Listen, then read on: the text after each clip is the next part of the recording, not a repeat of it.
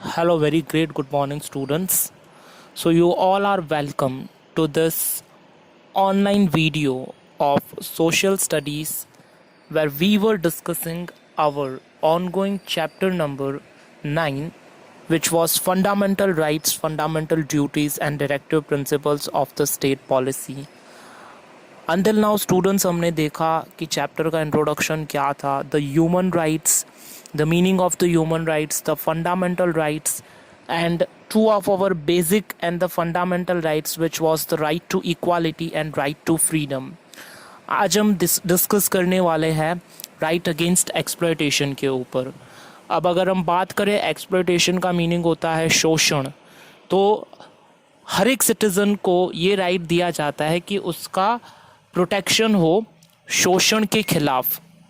यानी कि इंडिया के अंदर कॉन्स्टिट्यूशन में ये एक बेसिक राइट है कि किसी का भी शोषण नहीं होना चाहिए. तो आइए देखते हैं, डिस्कस करते हैं इस राइट के ऊपर. The main objective of the constitution is to see any person does not suffer exploitation at the hands of other person and exploitation from society is exploitation free society is established. तो ये main objective है constitution का, देखना कि किसी भी person का किसी दूसरे पर्सन के हाथ से शोषण ना हो रहा हो और सोसाइटी फ्री ऑफ एक्सप्लॉयटेशन होनी चाहिए, यानी कि किसी के भी साथ एक्सप्लॉयटेशन नहीं होना चाहिए. So that is the objective of the constitution through this right. और यही ऑब्जेक्टिव है कॉन्स्टिट्यूशन का इस राइट की. जब हम बात कर रहे हैं ह्यूमन ट्रैफिकिंग का मीनिंग होता है किसी का एक्सप्लॉयटेशन करना. Drudgery, slavery and forced labour are banned, यानी कि किसी की भी मैनी अ टाइम्स देखने में आता है कि किडनैपिंग हो जाना या किसी का शोषण हो जाना. स्लेवरी यानी कि किसी को गुलाम बना के रखना या किसी को फोर्सफुली लेबर, मजदूरी करवाना, ये सभी बैन होना चाहिए according to this right. The violence of this right is a punishable offence. और अगर कोई भी ऐसा इंसान इस राइट को तोड़ने की कोशिश करता है, वायोलेशन करने की कोशिश करता है, तो ये एक पनिशेबल ऑफेंस है, यानी कि गुनाह के पात्र है और सजा के पात्र है.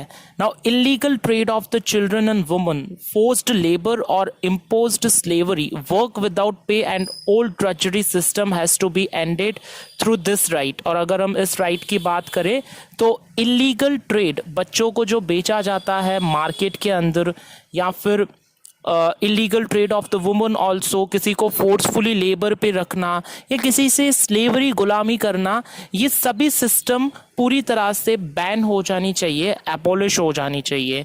To take work from any person without paying them और paying them less than minimum wages, forced और imposed labour is a punishable act.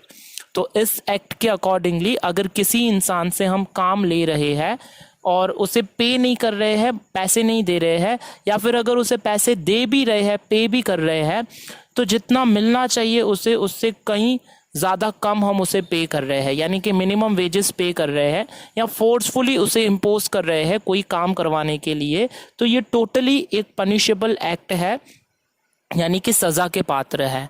या फिर अगर हम समझे, any child under the age of 14 can not be made to work in a factory, mine और any dangerous profession. और अगर किसी भी बच्चे की एज 14 ईयर्स या उससे कम है तो उसे कहीं पर भी फैक्ट्री में काम करने के लिए रख रहे हैं या माइंस में काम करने के लिए रख रहे हैं, तो वो भी एक तरह का पनिशेबल ऑफेंस है. गराज, होटल और can not be employed as a house hold servant. तो घर पे किसी बच्चे को सर्वेंट के तौर पे या फिर होटल में, गैरेज में, एक्सेट्रा कहीं पे भी हम 14 ईयर्स या उससे कम के चिल्ड्रन हैं उन्हें हम नहीं रख सकते हैं फोर्सफुली और without forcefully. And under the prohibition of the child labour act all these are punishable offences. और अगर हम बात करें तो prohibition of the child labour act के अकॉर्डिंगली ये सभी पनिशेबल ऑफेंसेस है, यानी कि सजा के पात्र है. अगर कोई ऐसा इंसान काम करता है चाइल्ड को काम पे रखने के लिए या उसे लेबर करवाता है तो उसे पनिशमेंट मिलनी चाहिए. So mandatory services can be sought from any person for the purpose of public welfare of the state military services in any fields irrespective of religion, gender, caste और class with or without remuneration. तो इस तरह की services जो है उसे stop करना चाहिए और कोई भी ऐसा पर्सन कि जिसका हम यूज़ कर रहे हैं पब्लिक वेलफेयर के लिए, स्टेट मिलिट्री सर्विसेज है, कुछ ऐसी फील्ड्स बनाई हुई है। तो इन सभी के अंदर जाने के लिए किसी से भी, अगर कोई भी ऐसा इंसान है जो कि मिलिट्री को ज्वाइन करना चाहता है, तो उससे हम कोई भी भेदभाव नहीं कर सकते हैं, चाहे उसकी कोई भी कास्ट हो, वो कोई भी कलर का हो, कोई भी रिलीजन को रिप्रेजेंट करता हो, एक्सेट्रा। हम किसी के भी साथ में एक्सप्लॉयटेशन नहीं कर सकते, यानी भेदभाव नहीं कर सकते हैं। आइए हम डिस्कस करते हैं हमारा fourth right, which is right to freedom of religion. Religion का मीनिंग होता है मजहब, यानी कि धर्म।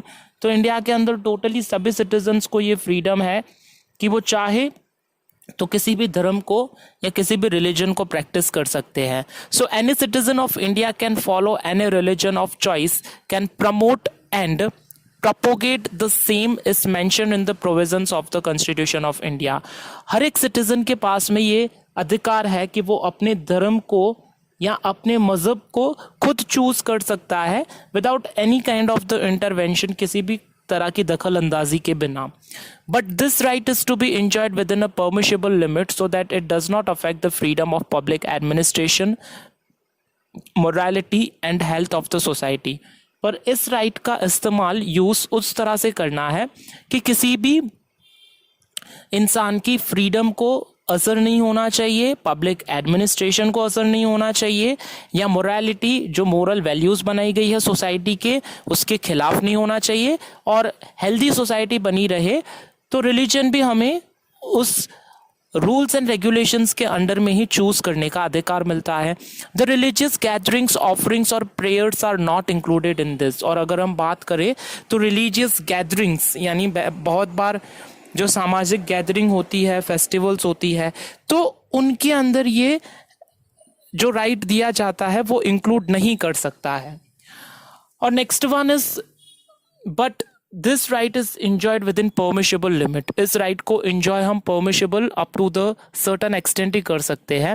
The state of India does not have any religion of its own और the Indian state is not run as per the principles of any religious और sect. India की अगर हम बात करें तो कोई भी स्टेट ऐसा नहीं है इंडिया के अंदर कि जो किसी रिलीजन को रिप्रेजेंट करता हो। भले ही गुजरात के अंदर गुजराती पीपल स्टे करते हो, महाराष्ट्र में मराठी, या फिर किसी और स्टेट में उन रिलीजन के लोग स्टे करते हो ज़्यादा नंबर में, मेजॉरिटी में, पर वो स्टेट उन लोगों का ही नहीं होता है। उन स्टेट्स में तो सभी रिलीजन के लोग मिलजुल के रह सकते हैं। ये हमें कॉन्स्टिट्यूशन का ये राइट जो है, right to freedom of religion सिखाता है। The state can not interfere in the religious matters और religious beliefs of any group. तो स्टेट किसी भी तरह के रिलीजियस मैटर्स में या फिर रिलीजियस बिलीव्स में, अगर किसी की धारणाएं हैं, किसी की सोच है, अजम्पशन है किसी रिलीजन को लेकर, तो स्टेट किसी के भी अंदर मैटर नहीं करता है, इंटरफियर नहीं करता है, दखल अंदाजी नहीं देता है, क्योंकि स्टेट किसी भी रिलीजन को रिप्रेजेंट नहीं करता है। The religious groups have been given the freedom to establish any religious organisation and can manage and administer them for religious and philanthropic aims. तो रिलीजियस ग्रुप्स इसीलिए एस्टैब्लिश किए जाते हैं, उन्हें फ्रीडम इसीलिए दी जाती है ताकि वो रिलीजियस ऑर्गेनाइजेशन बना सके और मैनेज और एडमिनिस्ट्रेट कर सके उनके रिलीजियन को, ना कि दूसरे लोगों को डिस्टर्ब करने के लिए। और इनका जो एम होना चाहिए वो फिलैंथ्रोपिक होना चाहिए, यानी कि कोई पर्टिकुलर रिलीजन है, फॉर एग्जांपल हिंदू और मुस्लिम, तो उनका काम ये नहीं है कि रिलीजन के अंदर अपने रिलीजन वाले लोगों को डिवाइड करके फिर रूल करवाए, तो ये नहीं होना चाहिए। उनसे सभी लोगों का भला होना चाहिए। फिलैंथ्रोपिक का मीनिंग होता है चैरिटी करना, तो सभी लोगों के लिए चैरिटी, यानी सभी लोगों के लिए अच्छा होना चाहिए। The state can not use the funds collected through public taxes और public fund for the benefit and development of any specific religious and sect. तो स्टेट यानी कि किसी भी तरह का राज्य टैक्स के तौर पे जो भी इनकम होती है उस स्टेट को, तो वो किसी भी रिलीजन के लिए या उसको बढ़ावा देने के लिए यूज़ नहीं कर सकती है, या किसी धर्म को या किसी मजहब को। The educational institution running on government grant cannot impart religious education or compel the students to participate in any religious education or attend any religious meet। तो जो गवर्नमेंट की स्कूल्स चलती है उन गवर्नमेंट की स्कूल्स के पास में भी ये अधिकार नहीं है कि वो रिलीजियस एजुकेशन दे या किसी एक धर्म के ऊपर एजुकेशन दे, या स्टूडेंट्स को ये सिखाए कि वो पार्टिसिपेट करे किसी रिलीजियस एजुकेशन के अंदर या कोई रिलीजियस मीटिंग को अटेंड करें. Fine. So this is our fourth right. Our fifth right is cultural and educational rights. So people of various religious, various languages and cultures live in India. We are well aware about this कि India के अंदर अलग अलग religion के लोग, उनकी languages अलग है और उनके कल्चर जो है वो कल्चर भी टोटली डिफरेंट है. राजस्थान का कल्चर डिफरेंट है, लैंग्वेज डिफरेंट है as compare to Assam. Assam की डिफरेंट है गुजरात से, और गुजरात की डिफरेंट है पंजाब से, एंड एक्सेट्रा. जो अलग अलग स्टेट्स हैं उन सब की लैंग्वेजेस, कल्चर एक्सेट्रा सब कुछ डिफरेंट है. So India have a right to preserve their language, script, cultural identity and ethnicity. तो इंडिया के पास में ये पूरा अधिकार है कि लोगों की लैंग्वेज, उनकी स्क्रिप्ट यानी कि उनके जो स्क्रिप्चर्स है, उनके जो ग्रंथ है, कल्चरल आइडेंटिटी और एथनिसिटी यानी कि जो अलग अलग कल्चर की कुछ डिफरेंट थिंग्स हैं, उन सबको प्रिजर्व करने का अधिकार इंडिया के पास में है. Any educational institution which rely on the government grant can not deny admission on the grounds of religion, caste, creed, language और एनी अदर रीज़न. तो किसी भी तरह का एजुकेशनल इंस्टीट्यूशन की जब बात हो रही है जो कि गवर्नमेंट की ग्रांट से चलता है, वो किसी को भी एडमिशन देने से मना नहीं कर सकता है, चाहे वो किसी भी रिलीजन का हो, किसी भी कास्ट का हो या किसी भी लैंग्वेज को रिप्रेजेंट करता हो. तो गवर्नमेंट ग्रांट वाली स्कूल्स को ये अधिकार नहीं है कि किसी को भी वो मना करे एडमिशन के लिए, उन्हें सभी को एडमिशन देना है. If any individual appeals to vote on the grounds of religion, caste और लैंग्वेज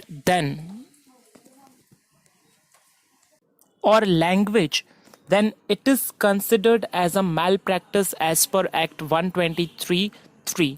तो अगर इंडिया के अंदर कोई भी इंडिविजुअल या कोई भी सिटीजन ऐसा अपील करता है कि उसे वोट करने दिया जाए इलेक्शंस के अंदर क्योंकि वो किसी पर्टिकुलर रिलीजन को रिप्रेजेंट करता है, वो किसी पर्टिकुलर कास्ट को रिप्रेजेंट करता है, या उसकी कोई पर्टिकुलर लैंग्वेज है, तो फिर ये एक तरह की मैल प्रैक्टिस हो जाएगी, यानी कि फ्रॉड हो जाएगा.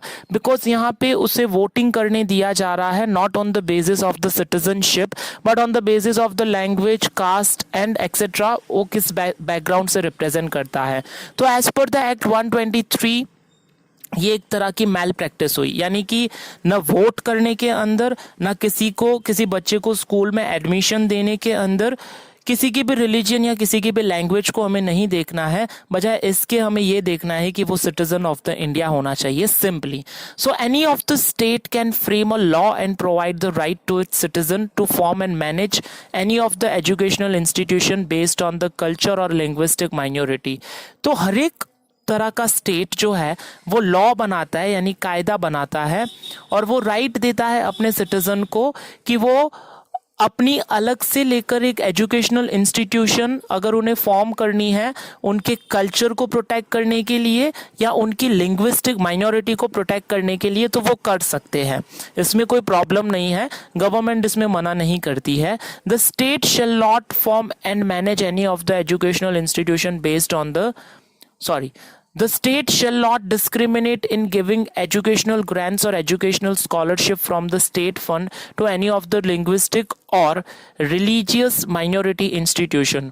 तो state किसी भी रिलीजन को, किसी भी धर्म या मजहब के लोगों को ग्रांट नहीं देती, पैसे नहीं देती उनके धर्म को बढ़ावा देने के लिए, उन्हें प्रमोट करने के लिए, या किसी भी तरह की स्कॉलरशिप नहीं देती है, इंडिया का किसी भी तरह का स्टेट क्यों ना हो. So if the state desire to take over और confiscate the property of minority institution then it can do only after giving proper returns.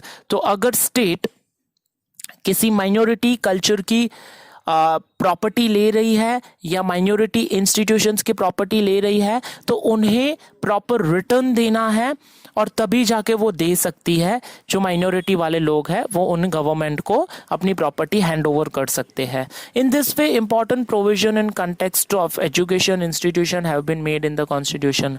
और इसी तरह से कुछ इंपॉर्टेंट प्रोविजंस बनाए हुए हैं रिलीजन एंड एजुकेशन को ध्यान में रखते हुए, उन्हें मद्देनजर रखते हुए कि कल्चर और एजुकेशन को कैसे साथ में रख के हमें चलना है इंडिया के अंदर. सो this is our fifth right students.